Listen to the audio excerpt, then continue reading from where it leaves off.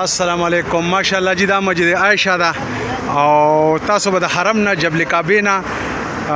ماشاءالله د سعودي حکومت د طرف نه دا فری بس سرویس ته شپه ورځ 2 نمبر او 12 نمبر گاڑی به تاسو مسجد عائشہ تر ولی دل خپل احرام وتړی مسجد عائشہ زیارت وکي هغه نه واپس راشي دلته کې 2 نمبر 12 نمبر گاڑی به ولاړی کې نه واپس به تاسو حرم جبل کعبه ته رسي خجی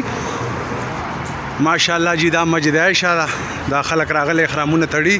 او بیا به واپس ان شاء الله زمونږ د بسونو کې هغه د بل بس همرالو او زما هر ویډیو ستاسو د پښتنو د پاکستانو د خدمت د فاره ده دا مسجد عائشہ ماشاءالله دنه زیارت وکي او زما ویډیوګانې زیات نه زیات شیر کوئ ماشاءالله چې راتلونکو خلکو ته عمرې له چې څوک هم راځي پریشانی او تکلیف نه ښه الله مو آباد او خوشحاله ساته ما په خپلو دواګانو کې یاد ساتئ د الله په امان. السلام علیکم.